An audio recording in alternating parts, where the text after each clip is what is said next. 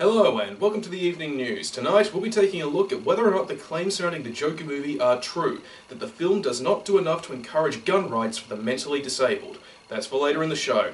Our top story tonight, the trial currently undergoing in Derry, where local resident Pennywise the Dancing Clown is facing charges of child abduction, endangerment and murder. The local resident, who has been a staple of the township ever since it was founded, stands accused of abducting children once every 27 years, dating as far back as the Jurassic era. For a current update, we'll take you live to the courtroom.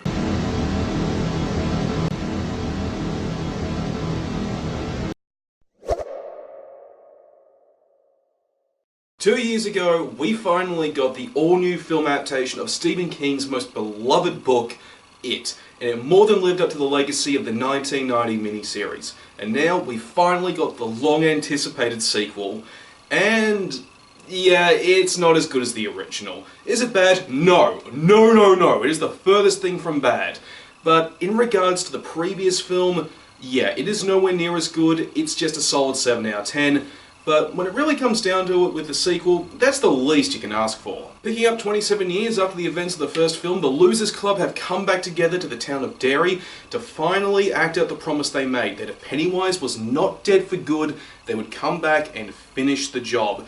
Especially now, since it turns out they're gonna die in 27 years unless they get the job done now. Which is a nice little change from the book. It gives us a more believable reason for why they've come back to Derry to fight Pennywise, other than they made a promise back when they were kids.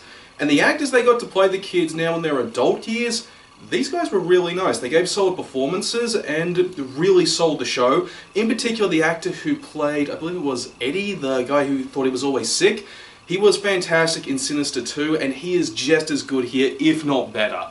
Like, he was my absolute personal favourite of the movie, beside Bill Skarsgård as Pennywise. He still stole the show in this film.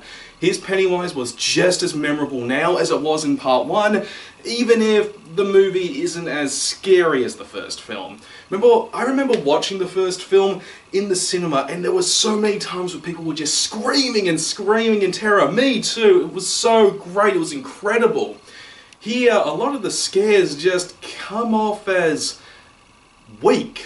Really weak. In particular, this one scare where Skarsgård is just mugging the camera and his face is all droopy CGI style like he's had a stroke. It's not scary, it just looks terrible. But even if the scares don't really live up to the legacy of the story, at the very least the set pieces for them are stellar. They really got creative with what they could do with the scares, and it does show. Like, the scene where, with the giant Paul Bunyan, while it is really hokey, it's still very creative. And the climax too, man, my lord, they did a great job there. It wasn't scary to see the losers fight Pennywise for the final showdown. It was at least exciting and awesome to watch.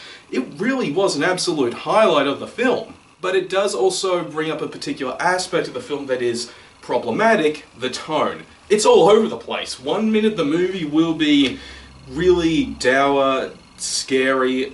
Let me rephrase that. One moment the movie will try to be all scary and serious, the next minute it's all light-hearted and fun, then the next it's trying to be all dramatic, and it never really gels together, unlike the previous film, which was very consistent in that it was trying to be like an 80s film like Stand By Me, whereas here, it's trying to be so many different things at once that it just doesn't come together into a cohesive whole. Still enjoyable, but not cohesive. And on top of that, some things from the book just did not translate well into the movie. In particular, the climax, where some stuff just comes up and it's so out of nowhere that you think they're actually just making stuff up.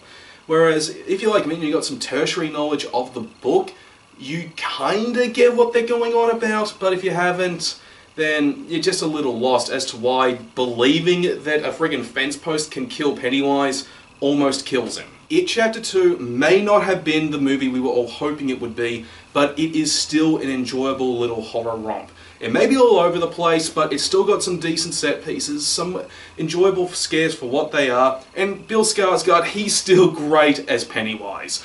It may not be as amazing as the first film, but it's far from bad. If you got some time to go see it, dude, go see it, you aren't gonna waste your time.